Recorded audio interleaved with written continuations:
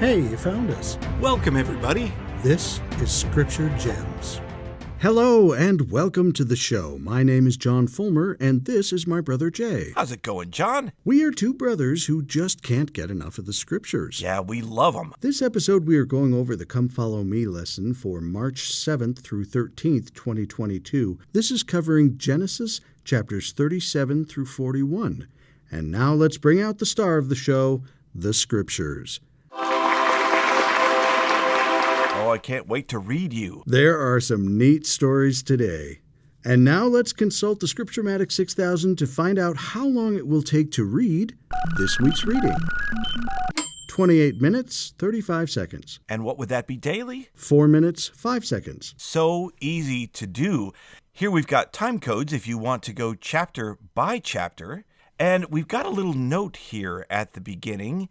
You may have noticed that for the Come Follow Me study, we're skipping Genesis 34, 35, and 36. This is our first time skipping chapters, but it won't be our last. That's right. For those of you who came into this year thinking, yeah, I'm going to read the whole Old Testament this year. Well, if you follow the Come Follow Me plan, that's actually not the case. To fit into this year of study and to focus on things of particular doctrinal importance, the Come Follow Me plan actually leaves out 58% of the Old Testament, over half. Now, granted, some of what's left out is repetitive. Some of it is just too much material. You could probably spend a whole year on the Psalms alone, for example. And some of it is of questionable doctrinal value. I'm looking at you, Song of Solomon. Now, we don't want to discourage anyone from reading the entire Old Testament. In fact, we recommend it. Oh, yes. If you read 10 minutes every day in the Old Testament, you'll finish it in a year. There's nothing saying that you have to strictly follow the Come Follow Me plan. But that's the plan that we've built the show around. So for this year's show, there will be chapters and sometimes even whole books skipped. In fact, if you want to read chapters 34 through 36 in addition to the chapters for this week, add another 16 minutes and 3 seconds to your weekly reading time for a total of 44 minutes, 38 seconds. And what would that be daily? That would be another 2 minutes and 17 seconds each day for a total of 6 minutes, 22 seconds. Come on, we could do it. We would like to summarize, though, what's happening in these chapters before we start in chapter 37. For necessity, we need to cover it quickly. But the story of Dinah and Shechem in Genesis 34 offers a great opportunity to go into some significant themes in the Old Testament. Often we read a story quickly and we think it is about something that it's not actually about. And I think this is such a story. If you're interested in further explanation, I have summarized some of the key aspects from a great book called Reading the Women of the Bible. It's from Professor Tikva Frymer-Kensky. She was a respected Jewish scholar. I say was because she passed away. And I've loved her fresh take on many Old Testament stories. There's just too much to explore in the format of this show, so I've written up a summarized version of her insights that you can link in the description. If you like what you're reading, you might really enjoy the book. We will also be using some additional resources outside the Bible to help paint a picture of the many traditions surrounding these stories that have touched lives for thousands of years.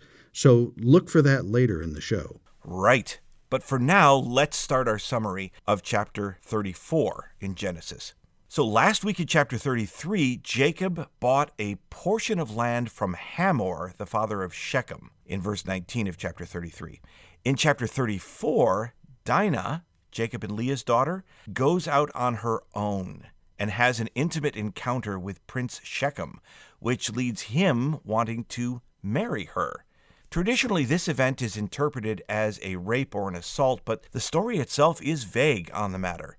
There's more about this in the extra reading if you're interested. Remember, I've linked it in the description. But whether it was consensual or not, it was not appropriate, leading to the term defile used in verse 5.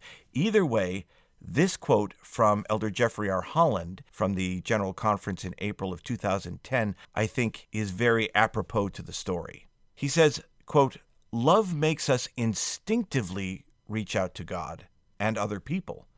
Lust, on the other hand, is anything but godly and celebrates self-indulgence. Love comes with open hands and open heart. Lust comes with only an open appetite." Close quote. This incident leads to the wholesale slaughter of the men of the city of Shechem, instigated by Levi and Simeon, two of Dinah's older brothers. Jacob was greatly distressed by what Levi and Simeon had done and worried that surrounding tribes would gather together to destroy his household. This is part of a series of stories that seems to be making the case to the readers that the sons of Leah, of which Simeon and Levi are two, should not be the birthright sons. Coming up, we'll see moral problems with Reuben, the oldest, and Judah as well. In chapter 35, Jacob is commanded by the Lord to return to Bethel. Remember, that's house of God. Jacob commanded his people to purify themselves, and he built an altar to the Lord there. And again, the Lord appeared to him. That's mentioned in verse 9. God announces himself as God Almighty in verse 11, or as the footnote points out, the name in Hebrew is El Shaddai. God reaffirmed his covenant with Jacob, and after God left, Jacob set up a pillar in that place to memorialize the event. On the way back from his holy experience in Bethel, tragedy struck. Rachel died, bringing Jacob's 12th son into the world. His name was Benjamin. Then Jacob's oldest son, Reuben, slept with Bilhah, his father's third wife, and formerly Rachel's handmaid. Finally, his father Isaac died. He would be buried by both Jacob and Esau. Wow.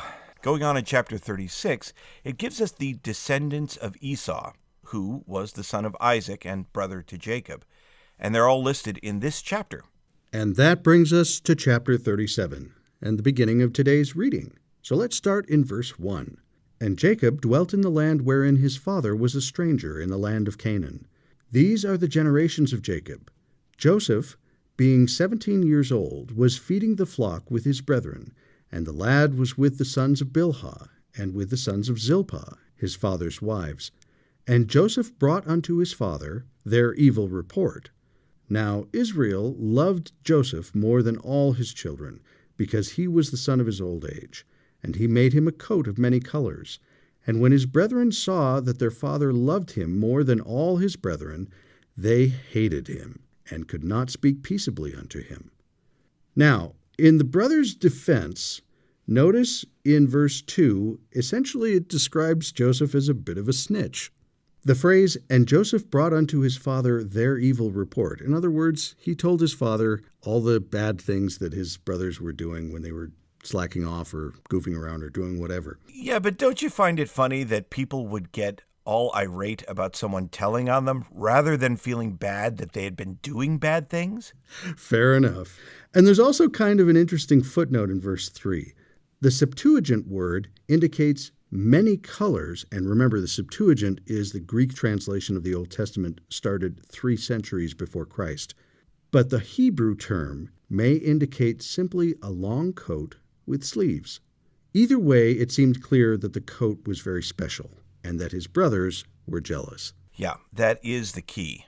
So in verse 5, it says, "And Joseph dreamed a dream, and he told it his brethren, and they hated him yet the more. And he said unto them, Hear, I pray you, this dream which I have dreamed. For behold, we were binding sheaves in the field, and lo, my sheaf arose, and also stood upright, and behold, your sheaves stood round about and made obeisance to my sheaf. And his brethren said to him, Shalt thou indeed reign over us? Or shalt thou indeed have dominion over us? And they hated him yet the more for his dreams and for his words. And he dreamed yet another dream, and told it his brethren, and said, Behold, I have dreamed a dream more. And behold, the sun and the moon and the 11 stars made obeisance to me. And he told it to his father and to his brethren. And his father rebuked him, and said unto him, What is this dream that thou hast dreamed?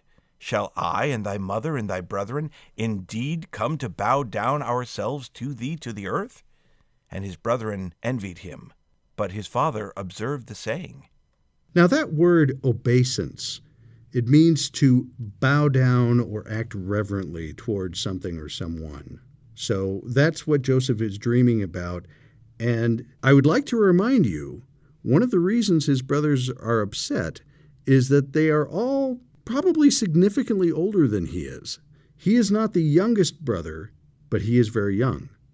So in the next few verses, 12 to 14, Jacob asks Joseph to go to Shechem and check on the welfare of the flocks and his brothers. Now, this is kind of interesting, I think. In verses 15 through 17, they include an event that we often skip right over, and yet it includes an interaction with one of the most important people in the story of Joseph. And some have even called the most important person in the Bible. He has no name given and is just known as a certain man. Let's take a look at the verses and see if you can see why he's so important. In verse 15, "And a certain man found him, and behold, he was wandering in the field. And the man asked him, saying, What seekest thou? And he said, I seek my brethren. Tell me, I pray thee, where they feed their flocks. And the man said, They are departed hence, for I heard them say, Let us go to Dothan. And Joseph went after his brethren and found them in Dothan." Now, first of all, what a strange little account to give. Why doesn't the Bible just say that he went to Shechem, they weren't there, and he found them in Dothan? It gives us this little piece of information with someone who has no identity, and yet, by helping Joseph know where his brothers have gone, because he doesn't, he's wandering in the field. By helping him know, it moves the story forward. And why is that so important? Well, as we'll see, God is about to do an incredibly great work that will change the whole course of Israel as a nation and affect its entire story throughout the Bible. But in order for that to happen, Joseph needs to get to Dothan. And here we find just some random person. Now, for the biblical writers, this kind of a person represents the presence of God in the story. God is working through this person to help Joseph get to where he needs to get. And what's the significance of this person? Probably none at all. And yet, what a lesson for us. God can do incredible things through us that can help change the course of his work with just one little moment, if we're willing to be where he wants us to be and do something even very simple that he wants us to do. I've had people like that have helped change the course of my life, and I know my wife has as well. It might be interesting as we study through the Old Testament and the New Testament to keep your eye out for a certain man. Right. Now, before we go further in this story, there was a quote in the Come Follow Me manual that I wanted to include. This is from then-President Dieter F. Uchtdorf from the October 2017 General Conference. He reminds us, quote, "Following the Savior will not remove all of your trials. However, it will remove the barriers between you and the help your Heavenly Father wants to give you. God will be with you." End quote. That is so great. And let's see how that plays out in this story. Yeah, great quote. So in Genesis 37:18 through 24, when the brothers saw Joseph coming, they wanted to kill him and throw him into a pit. But Reuben, the oldest, sought to save Joseph by suggesting that they throw him in a pit, but not slay him, figuring that he could come back and rescue Joseph later. When Joseph comes, they carry out their plan, stripping him of his coat and throwing him in a pit. And then, job done, they sit down to a nice lunch. Oh, that sounds lovely. Verse 25, "And they sat down to eat bread, and they lifted up their eyes and looked. And behold, a company of Ishmaelites came from Gilead, with their camels bearing spicery and balm and myrrh, going to carry it down to Egypt. And Judah said unto his brethren, What profit is it if we slay our brother and conceal his blood? Come, and let us sell him to the Ishmaelites, and let not our hand be upon him, for he is our brother and our flesh. And his brethren were content." He seems to really care there, doesn't he? Yes, because he is his brother and is worth so much more if we sell him rather than let him die. Right. Verse 28, "Then there passed by Midianites, merchantmen, and they drew and lifted up Joseph out of the pit, and sold Joseph to the Ishmaelites for 20 pieces of silver, and they brought Joseph into Egypt." Now, notice the various groups of people, the various ites that we are dealing with. These are also descendants of Abraham.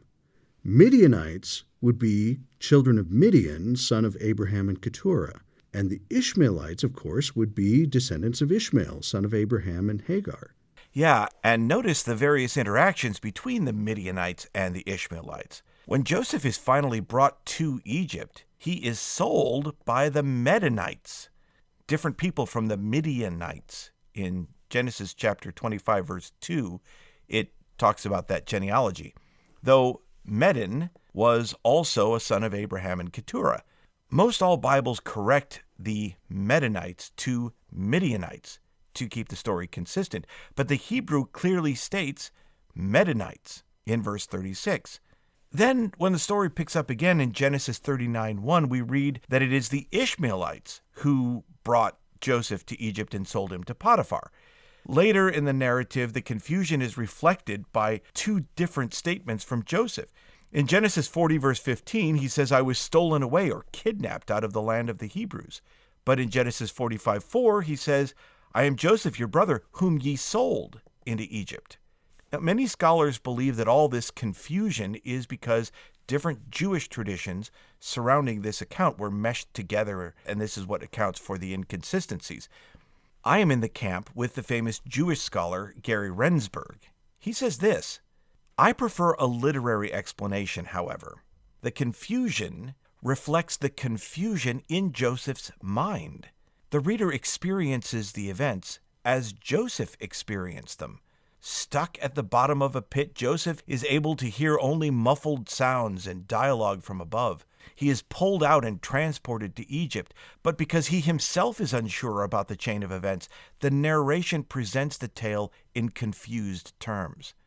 Confused language also appears in Genesis 37:30, where Reuben, upon discovering that the pit is empty, with Joseph not in sight, states, in Hebrew, And I, where am I to come? This confused language reflects the confusion in Reuben's mind, which is unable to produce clear syntax. This represents yet another literary device in the arsenal of the ancient Israelite writers. And there's one more note on verse 28. Notice that Joseph is sold for 20 pieces of silver. Now, according to Leviticus chapter 27, verse 5, this would later be established as the set price for a slave between the age of 5 and 20. Exodus 21, verse 32, establishes the price of an adult slave at 30 pieces of silver. Does that amount sound familiar? Interesting. So just as Jesus was sold or betrayed for the price of a slave, Matthew chapter 26, verse 15, so too was Joseph. This will not be the only interesting parallel between Joseph's life and the Savior's. So in the last few verses, starting in verse 29, when Reuben returned to the pit, remember he was planning to rescue Joseph, and found that Joseph was gone, he rent or tore his clothes. Despite the grief Reuben felt, however, he and his brothers dipped Joseph's coat in the blood of a goat and gave it to their father. Jacob assumed that Joseph had been killed by a wild animal. He mourned deeply, putting on sackcloth, which was clothing worn in times of sorrow. You'll see sackcloth appear several times in the Old Testament and the New. Once in Egypt, Joseph was sold to Potiphar, one of Pharaoh's officers. So this brings us to Genesis chapter 38. Now, chapters 38 and 39 show an interesting contrast between the two brothers, Judah on the one hand and Joseph on the other. Judah resented Joseph and influenced the others to sell him as a slave. Joseph, the one abused and sold, had every reason to be resentful and angry at his brothers and God. Let's compare the two and see what we can learn from them. Genesis chapter 38, verses 1 through 11, Judah married a Canaanite woman, a daughter of Shua, someone outside the faith. Judah and his wife had 3 sons together, Onan, and Shelah. The oldest son, married a woman named Tamar, but he died before they had children. Specifically, it says that he was slain by the Lord due to his wickedness in verse 7.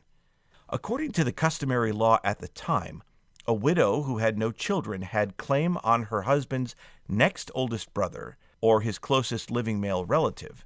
This man, if asked by the widow, was obliged to marry her and raise up seed or produce children on behalf of the deceased brother. This practice is known as a levirate marriage. To learn more about that, check out Deuteronomy chapter 25, verses 5 through 10, and in your Bible dictionary.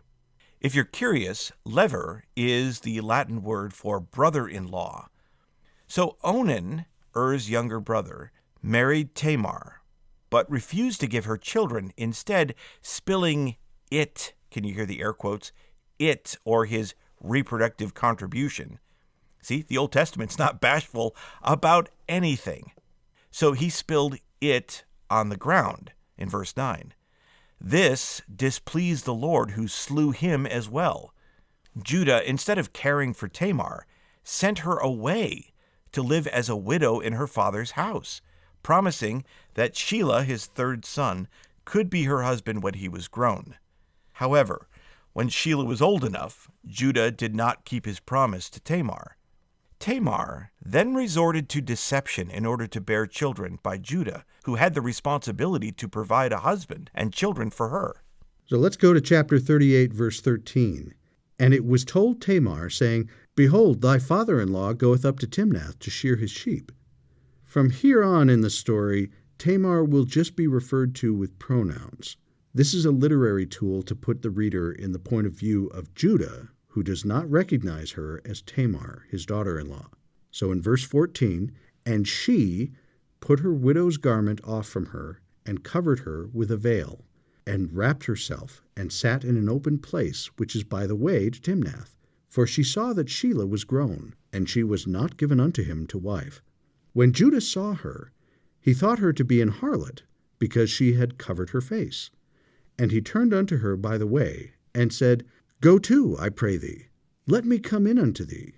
For he knew not that she was his daughter-in-law. And she said, What wilt thou give me, that thou mayest come in unto me? And he said, I will send thee a kid from the flock. And she said, Wilt thou give me a pledge till thou send it? And he said, What pledge shall I give thee? And she said, Thy signet, and thy bracelets, and thy staff that is in thine hand. And he gave it her, and came in unto her, and she conceived by him. It's interesting to point out here that there's a lot of assumption going on.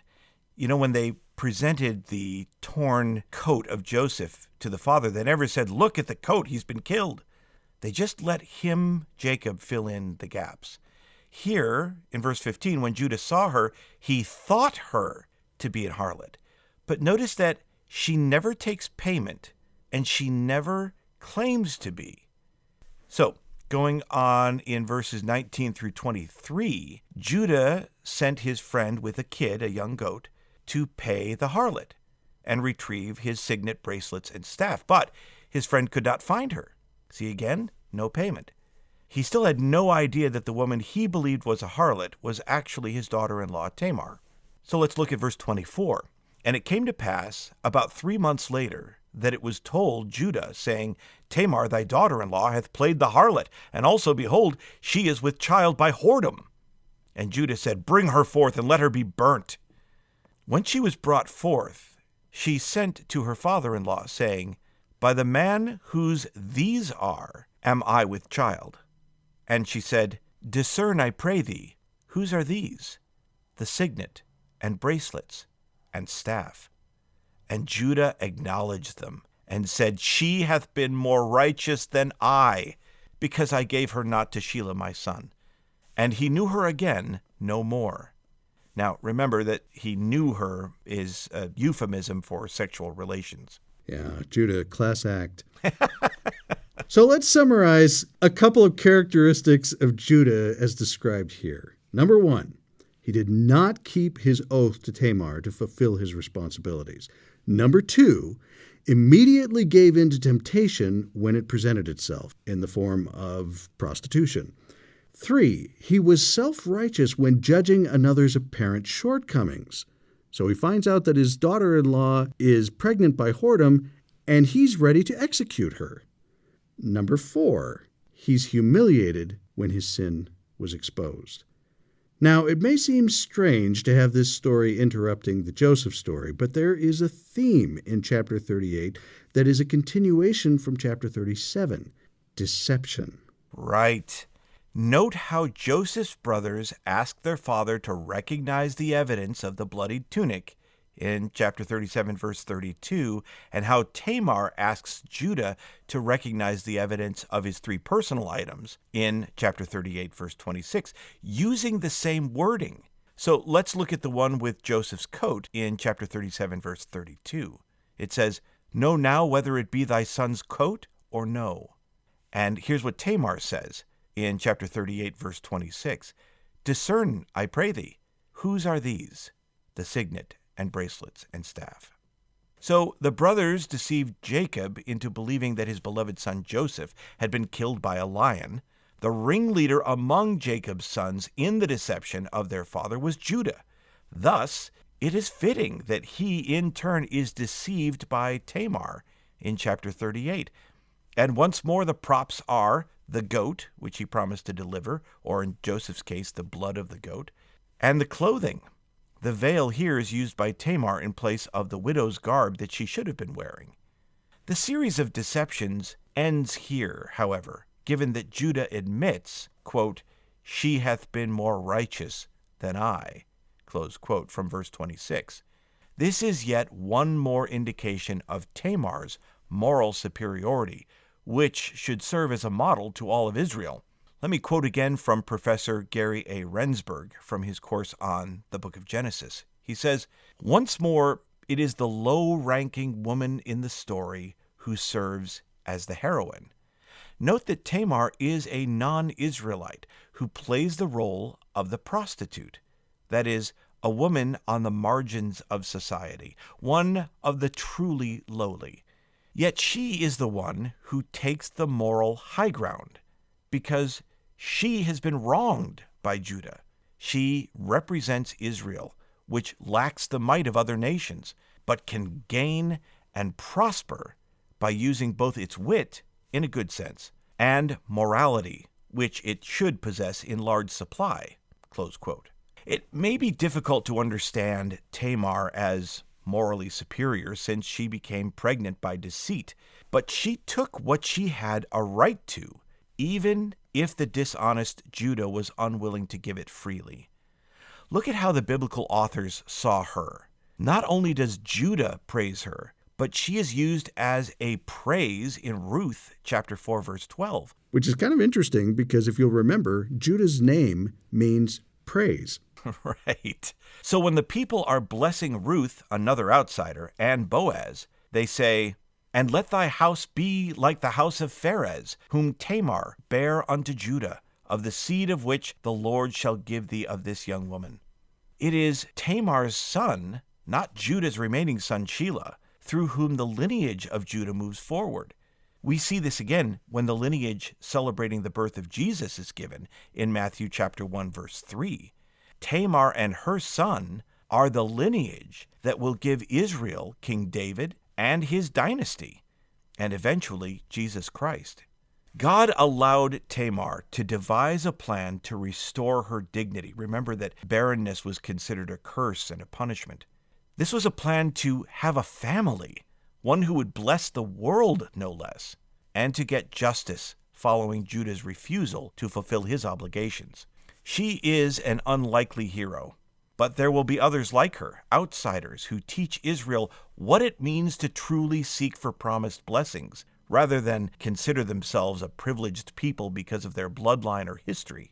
We may not understand her particular situation like the ancient people did, but we can see that God blessed her because she was more righteous than those who should have known better.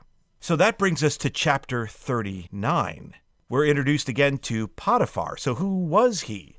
In Genesis 37:36 and Genesis 39:1, it calls him an officer of Pharaoh's and captain of the guard. The word for officer is saris. Professor Tikva Freimer-Kensky tells us that saris came to mean officer, but originally meant eunuch. So it could be either one, but if it meant eunuch, that might help explain his wife's behavior coming up in this chapter. The Institute Manual also adds this insight. The Hebrew phrase that is translated as captain of the guards literally means chief of the butchers or slaughterers. From this meaning, some scholars have thought that he was the chief cook or steward in the house of the Pharaoh. But other scholars believe that butcher or slaughterer is used in the same sense of executioner, and thus Potiphar was the commanding officer of the royal bodyguard who executed the capital sentences ordered by the king. Either way, Potiphar was an important man, but the latter position especially would give him great power and status in Egypt. So let's look at chapter 39, starting in verse 2. And the Lord was with Joseph, and he was a prosperous man, and he was in the house of his master the Egyptian. And his master saw that the Lord was with him, and that the Lord made all that he did to prosper in his hand. And Joseph found grace in his sight, and he served him. And he made him overseer over his house, and all that he had he put into his hand. And it came to pass, from the time that he had made him overseer in his house, and over all that he had, that the Lord blessed the Egyptian's house for Joseph's sake. And the blessing of the Lord was upon all that he had in the house and in the field. And he left all that he had in Joseph's hand. And he knew not aught he had, save the bread which he did eat. And Joseph was a goodly person and well favored. Remember that Joseph's mother, Rachel, was described this way too. In Genesis 29:17, it says that Rachel was beautiful and well favored. You might remember that well favored meant that she had a great figure. Modern translations clarify the description of Joseph in the same way from Genesis 39:6. For example, the NIV says, "Now Joseph was well built and handsome." And the Septuagint, the Greek translation, says, "And Joseph was handsome in form and exceedingly beautiful in countenance." In Genesis, physical beauty was often used as a literary device to describe a person's inward righteousness. So, Joseph is a handsome guy and he's on top of everything and all is going so well. What could possibly go wrong? Let's look at that in verse 7.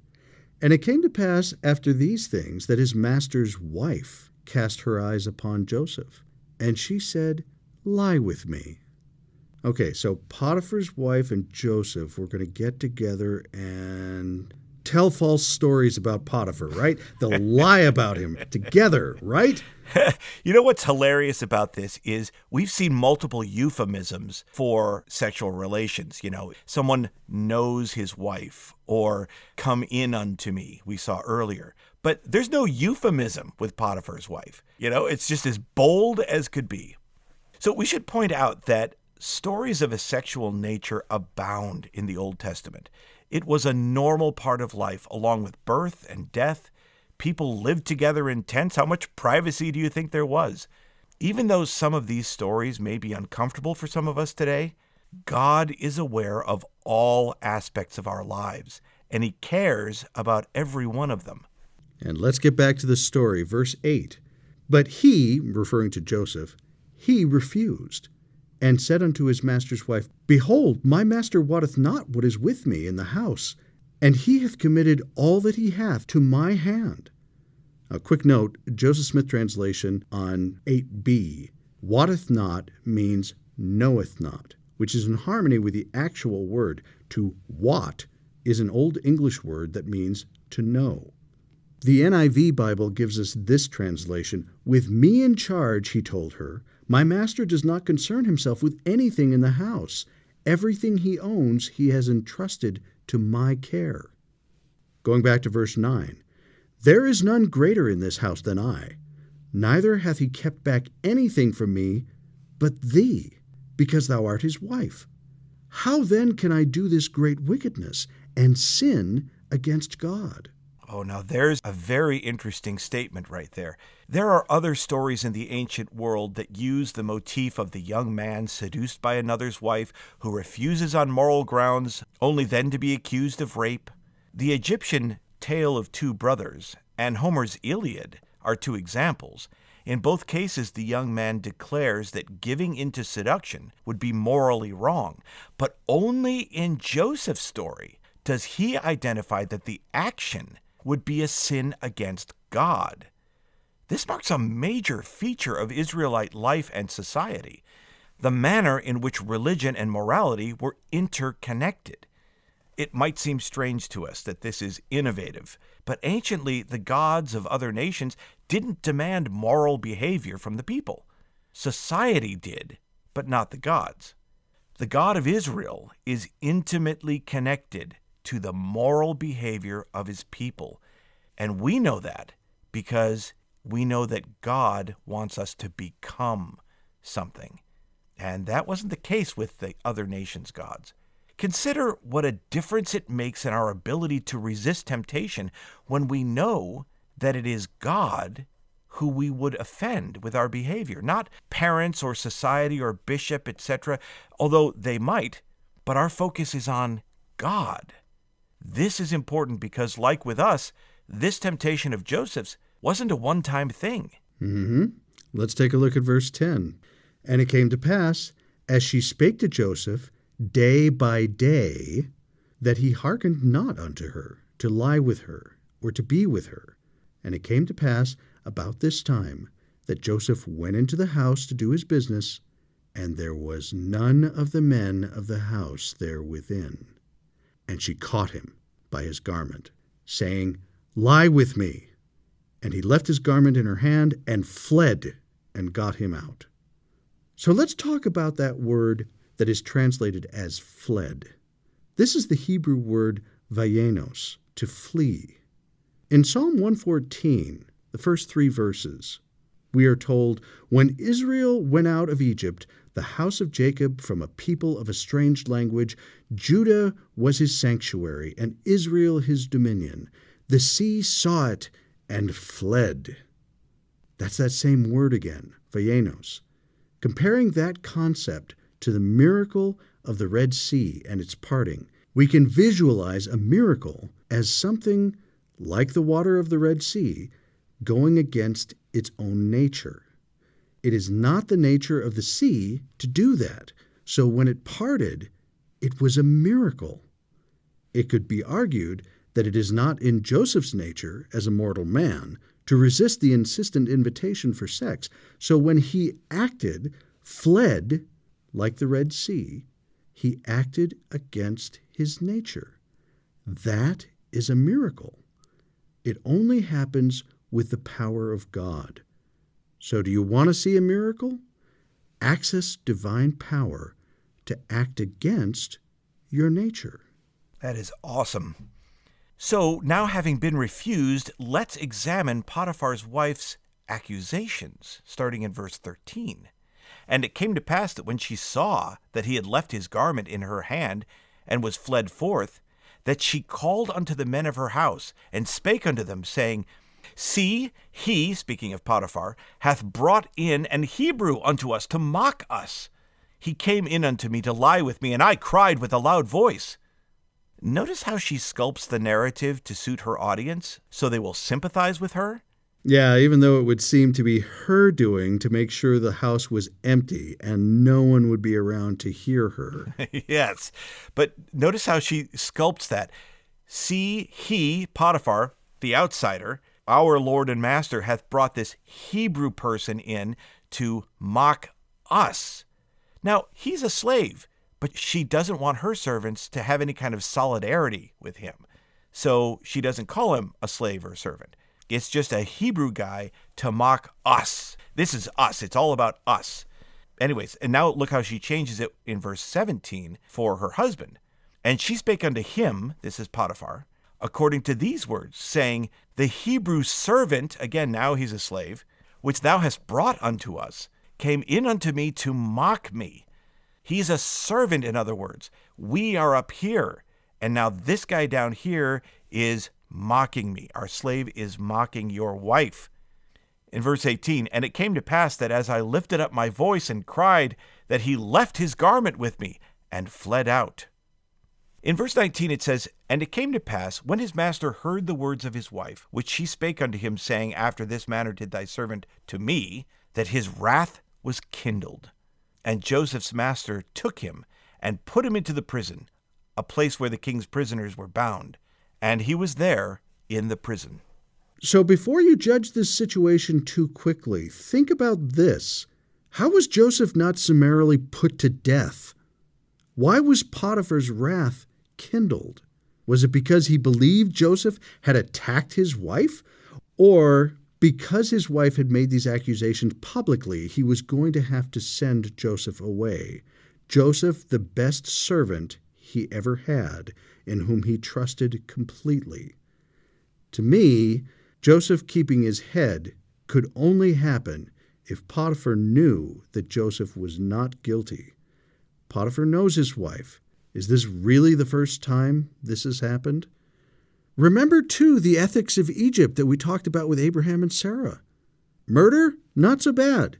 Taking someone else's wife? That's the worst of the worst. Yeah, and he's a slave. So why he's not killed, again, the only reason I can think is that he believes Joseph. We thought you might enjoy hearing some additional details from this story from its retelling in the Quran, the scriptural book of Islam. Many of you might be surprised I suggest this, but remember that Islam is one of the three Abrahamic religions, Judaism, Christianity, and Islam. They consider Abraham's son Ishmael the birthright son and claim connection with his descendants. There are many versions of these early biblical stories within Judaism, and the version in the Quran, written about AD 600, is interesting to consider. Now, if this slight detour from the Bible makes you uncomfortable, you may be interested to study various statements by Latter-day Prophets about the value of other religions in our understanding of truth. We'll link an article in the description if you would like to learn more. For now, let's review a portion of a statement from the First Presidency dated February 15, 1978, which affirms, among other things, that, quote, the great religious leaders of the world, such as Muhammad, Confucius, and the Reformers, as well as philosophers including Socrates, Plato, and others, received a portion of God's light. Moral truths were given to them by God to enlighten whole nations and to bring a higher level of understanding to individuals. End quote. This statement is more recently referenced in an April 2006 General Conference talk given by President James E. Faust entitled The Restoration of All Things. Right, and there's more quotes along those lines, but again, we'll reference that article that you can read. It'll be linked in the description.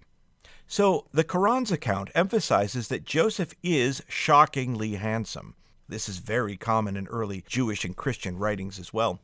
After Potiphar's wife attacks Joseph and flees, she grabs his shirt and rips it.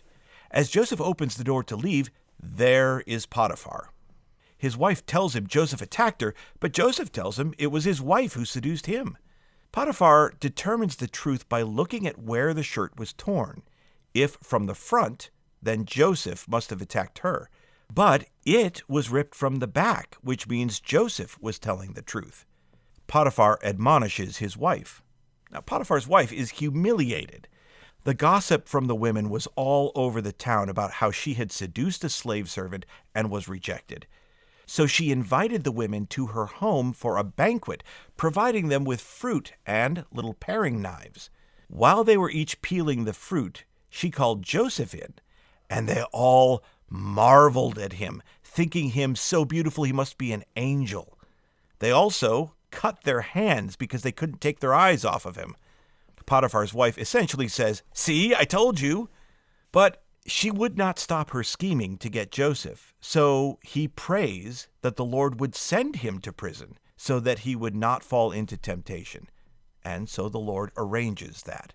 And that's from the Quran, chapter 12. We just thought you might enjoy hearing a different tradition's perspective on the story. That is interesting.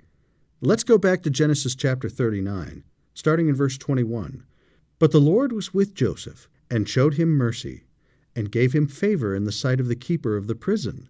And the keeper of the prison committed to Joseph's hand all the prisoners that were in the prison, and whatsoever they did there, he was the doer of it. Or as the Joseph Smith translation tells us, he was the overseer of it. Verse 23, the keeper of the prison looked not to anything that was under his hand, because the Lord was with him, and that which he did, the Lord made to prosper. I love that. So isn't it interesting that whenever Joseph is given responsibility for something, people trust him implicitly. They just leave it into his hands and totally trust that he will take care of it and be fine. And he does. Yep. Before we go on, just examine the difference between Judah's story in chapter 38 and Joseph's story here in chapter 39. Notice the problems and sin that resulted from Judah's deceit and lack of self-control. In contrast, Joseph is the paragon of faithfulness, integrity, honesty, and temperance. And even though bad things keep happening to him and he is treated unfairly, that doesn't change who he is or his trust in God. Now, I called these events in Joseph's life bad things, but we will now see how all things work together for good to them that love God, as Paul tells us in Romans chapter 8, verse 28. Well, let's go on then to Genesis chapter 40. Verses 1 through 4 set the stage. In verse 1, "And it came to pass, after these things, that the butler of the king of Egypt and his baker had offended their lord the king of Egypt. And Pharaoh was wroth against two of his officers, against the chief of the butlers and against the chief of the bakers. And he put them in ward in the house of the captain of the guard into the prison, the place where Joseph was bound. And the captain of the guard charged Joseph with them, and he served them, and they continued a season in ward." Once again, okay, Joseph, you're in charge. Here's these prisoners. Make sure that they stay in here. Right, I know. That's so great. So one day the baker and the butler were looking sad, and Joseph noticed and asked them what was wrong. In verse 8, "And they said unto him, We have dreamed a dream, and there is no interpreter of it. And Joseph said unto them, Do not interpretations belong to God? Tell me them, I pray you." Now in verses 9 through 12, the butler explains that in his dream there were 3 branches of a vine that produced grapes. He took ripe grapes from the vine and squeezed them into Pharaoh's cup and gave it to him. Joseph offers this interpretation. In verse 13, "Yet within 3 days shall Pharaoh lift up thine head, and restore thee unto thy place, and thou shalt deliver Pharaoh's cup into his hand, after the former manner when thou wast his butler. But think on me when it shall be well with thee, and show kindness, I pray thee, unto me, and make mention of me unto Pharaoh, and bring me out of this house. For indeed I was stolen away out of the land of the Hebrews, and here also have I done nothing that they should put me into the dungeon." So in verses 16 to 17, the baker tells his dream. He says that in his dream there were 3 baskets on his head with food for Pharaoh, but the birds were eating it. Joseph gives the interpretation in verse 18. "And Joseph answered and said, This is the interpretation thereof. The 3 baskets are 3 days, yet within 3 days shall Pharaoh lift up thy head from off thee, and shall hang thee on a tree, and the birds shall eat thy flesh from off thee." In 3 days, all things happened just as Joseph had interpreted. In verse 23, "Yet did not the chief butler remember Joseph, but forgat him." Butler, you had one job. One request, just a simple request, but he forgot. That brings us to chapter 41. So before we start, how long was Joseph in prison then? The Institute Manual gives us this insight. Joseph was in prison for 2 years after he interpreted the dreams of the chief butler and baker. He was sold into slavery when he was about 17, and he was 30 years of age when he became vice-regent to the Pharaoh. Altogether, he served 13 years with Potiphar and in prison. The record does not tell how long he served Potiphar before his imprisonment, but that he worked his way up to be the overseer of the prison implies some period of time before the butler and baker joined him. So it is likely that Joseph was in prison at least 3 years, and possibly much longer. So in the first 7 verses of chapter 41, this is now 2 years after the butler and baker left the prison. Now Pharaoh has some troubling dreams. Let's take a look in verse 8 of chapter 41.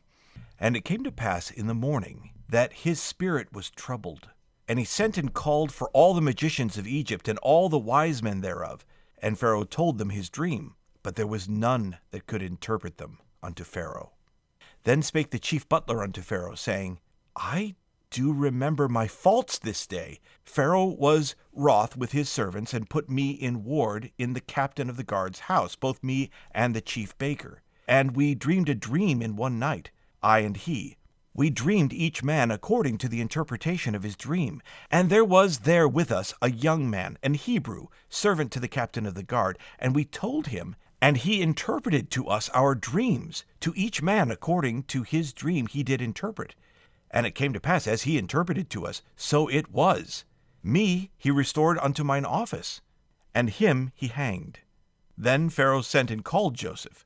And they brought him hastily out of the dungeon, and he shaved himself, and changed his raiment, and came in unto Pharaoh. And Pharaoh said unto Joseph, I have dreamed a dream, and there is none that can interpret it.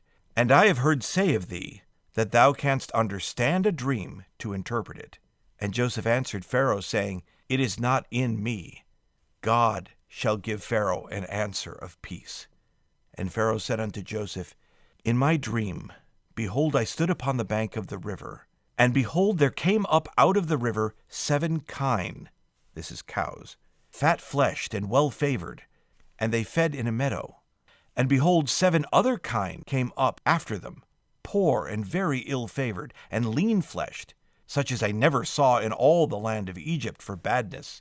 And the lean and the ill-favored kine did eat up the first 7 fat kine. And when they had eaten them up, it could not be known that they had eaten them, but they were still ill-favored, as at the beginning. So I awoke, and I saw in my dream, and behold, 7 ears came up in one stalk, full and good, and behold, 7 ears withered, thin, and blasted with the east wind, sprung up after them. And the thin ears devoured the 7 good ears. And I told this unto the magicians, but there was none that could declare it to me.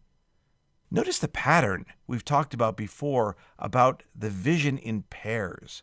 This means God will carry out the vision or the dream soon, as it references in verse 32.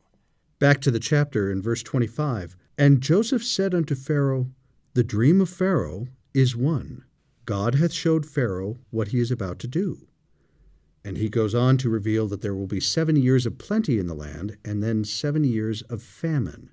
The Lord is revealing this to Pharaoh so that he will prepare and store up food during the years of plenty to save his people. And Joseph closes his interpretation here in verse 33, where he says, Now therefore let Pharaoh look out a man discreet and wise, and set him over the land of Egypt. And so he says this so that he can get a team together that will gather all the food for those good years to come and prepare for the famine. Skipping to verse 37. And the thing was good in the eyes of Pharaoh, and in the eyes of all his servants. And Pharaoh said unto his servants, Can we find such a one as this, a man in whom the Spirit of God is? And Pharaoh said unto Joseph, Forasmuch as God hath showed thee all this, there is none so discreet and wise as thou art. Thou shalt be over my house, and according unto thy word shall all my people be ruled. Only in the throne will I be greater than thou. So once again, immediately trustworthy. One of the amazing insights into Joseph's character is in this exchange about, okay, so we need someone to run the show in preparing for the famine. And he doesn't suggest himself, he just says, we need someone. The Pharaoh, obviously touched not only by the inspiration, but from just the spirit emanating from Joseph, says, well, you're the guy. Yeah. You're not only the person who interpreted my dream, but you're the person in whom the Spirit of God is.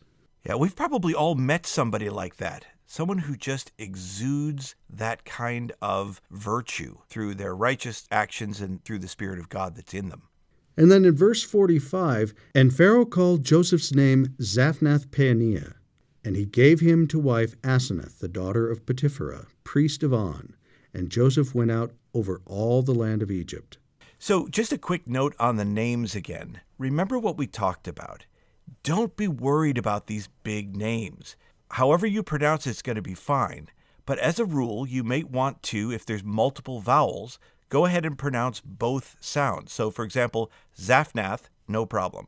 But Paeania, you're essentially looking at two different A sounds, pa and a. So Paeania. But if you say Pania, that's fine too. Just don't let these things intimidate you. Have fun with them. Whether it's Potiphera or Patifera, however you pronounce them, don't be scared. Have fun with the names. And it kind of rolls off the tongue, doesn't it? Zaphnath Paeania. Oh, it does. I love it. Zaphnath Paeania. They call him Zaffy for short, Elder. That's right. According to verses 32, 38, and 39, what did Pharaoh discover about the source of his dreams? There's a great quote that's included in the Come Follow Me manual from Elder David A. Bednar from the April 2011 General Conference, where he says, quote, "Revelations are conveyed in a variety of ways, including, for example, dreams, visions, conversations with heavenly messengers, and inspiration." End quote. Wonderful. In Genesis chapter 41, verses 46 to 52, it tells us that for 7 years Joseph went throughout all of Egypt, gathering food until there was more grain in storage than could be measured. During this time, Joseph and Asenath had 2 sons. Verses 51 and 52, you might recognize these names, Manasseh and Ephraim. It is puzzling that for all the care that has been taken to marry a woman who will carry on the Abrahamic covenant, that Joseph would marry the daughter of a pagan priest. If you're interested in another extra-biblical writing, it's called Joseph and Asenath, and it was a very early Jewish book, beloved by early Christians too. It contains their love story. I actually think it's quite romantic, but it also tells of Asenath's conversion to the worship of Joseph's God. This was considered a very important book in early Christianity and was included in the Armenian canon of the Old Testament. We'll include a link if you're interested in learning more about the book of Joseph and Asenath. It's also fun to read, and there are various manuscript versions, but we will link to one English translation in the description. To summarize, the story takes place when Joseph is second only to Pharaoh, but for Asenath, she will have nothing to do with men. She was born to privilege and beauty with a house of maidservants and considered herself far above the men she knew. She did not speak kindly of them or of Joseph. When Joseph visited her father one day, it says this, "Asenath saw Joseph, and she was cut to the quick. Her stomach turned over, her knees became limp, and her whole body trembled. And she was much afraid, and cried out and said, 'Where shall I go? And where can I hide myself from him? And how will Joseph, the Son of God, regard me? For I have spoken evil of him. Where can I flee and hide myself? For he sees everything, and no secret is safe with him, because of the great light that is in him.'" I really like this because I find it very authentic. She thought she was so great, but in the light of someone who is filled with God's light, she realizes all of her shortcomings. And I guess she realizes, too, what her potential really could be. So Joseph and Asenath meet and have a short exchange. And while you read, you can feel the power of Joseph's convictions. Asenath feels it, too. And between the time Joseph leaves and visits again, she will have gone through a powerful conversion, trying to deal with what she felt. She is humbled and unmade before God, much like Lamoni and his father in the Book of Mormon. The story can seem strange at parts, but much of it feels very authentic to spiritual conversion as I know it. An angel, or man from heaven, visits her later, and when the angel says he must go because he's going to go visit Joseph and tell him about her, she asks, quote, "There are, my lord, 7 virgins with me, who have been brought up with me, and who wait upon me. They were born in the same night as I was, and I love them. Let me call them, so that you can bless them as you have blessed me." Now, I've always wanted someone to say that. I've always wanted someone who is visited by an angel to ask him to wait a minute so they can get their friends and have that experience with them too. But it also shows where her heart is. She's thinking of others now. And you see that throughout her conversion experience. Anyway, I thought you might enjoy reading it. Now, there are other early Jewish traditions that suggest that Asenath was Dinah's daughter by Shechem. One says, quote, Jacob himself placed the infant Asenath near the wall of Egypt on the same day that Potiphar was taking a walk. Now, here actually they're referring to Potipharah. In some translations, it's Potiphar, but it's not the same person who bought Joseph as a slave. This is Potipharah, priest of On. So, on the same day, Potiphar was taking a walk, accompanied by his retinue, and approached the wall. He heard the child weeping and commanded his followers to bring it to him. When he noticed the tablet around her neck, engraved with the words, "Holy to God," and read the inscription, he said to his followers, "This child is the daughter of eminent people. Carry it into my house and procure a nurse for it." Many years later, when Joseph had saved Egypt from famine and made a progress through the land, women threw him thank offerings. Among them was Asenath, who, having no other gift, tossed Joseph her silver disk, which he caught as it flew by.